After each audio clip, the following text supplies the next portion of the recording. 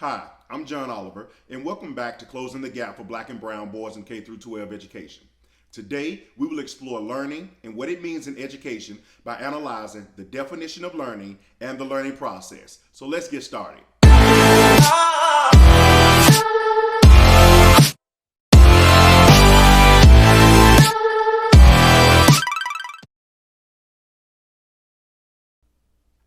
Learning is the sole purpose in education, and it is defined as a step-by-step process in which an individual experiences permanent, lasting change in knowledge and behavior or ways of processing the world. So let's unpack that. For learning to take place, an individual must experience permanent, lasting change in two aspects: knowledge and behavior. Knowledge is defined as information and skills acquired through education and experience, and behavior is defined as the way in which we conduct ourselves.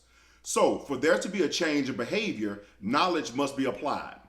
For example, as a classroom teacher, students must experience knowledge through actions and words when developing relationships with them to change their behavior and to support the culture of the organization. Or, as a school leader, the faculty must experience knowledge and provide their input about initiatives to change their perceptions and behavior. So let's recap.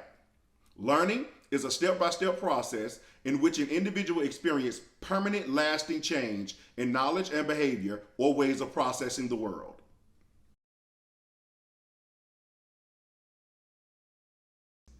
The learning process is defined as a two-way flow of information between two or more individuals. And to ensure it is happening in the classroom, here is a three-step process to support student learning.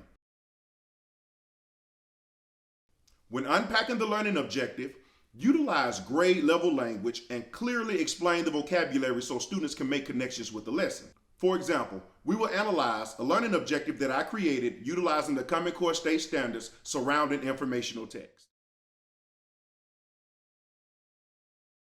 Students will be able to complete a comparison and contrasting graphic organizer to identify the difference between fiction and nonfiction writing by using elements and features of informational text.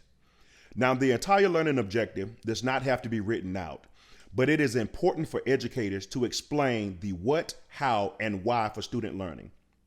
For example, in this learning objective, what students will learn is the difference between fiction and nonfiction writing.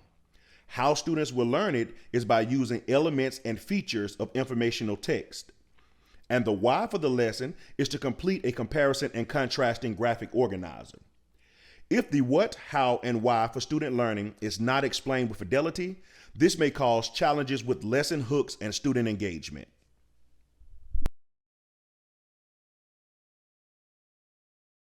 Step 2, checking for understanding to ensure students are processing the information.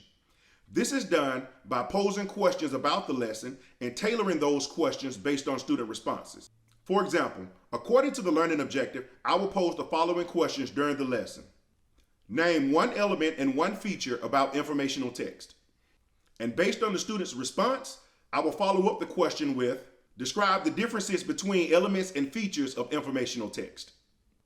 The goal is to have students gain a deeper understanding about the concepts and skills for the lesson.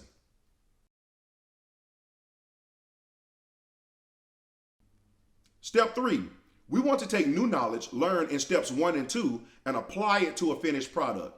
In this case, it would be completing the comparison and contrasting graphic organizer mentioned in the learning objective. This three-step process will allow educators to collect data about what students know before the learning by unpacking the learning objective to see if they can make connections with prior learning, during the lesson by posing questions and tailoring those questions based on student responses, and after the lesson by completing a finished product. In this lesson, we discuss the definition of learning and the learning process. Like and subscribe to this channel as I continue to bring instructional strategies to support Black and Brown boys in K through 12 education.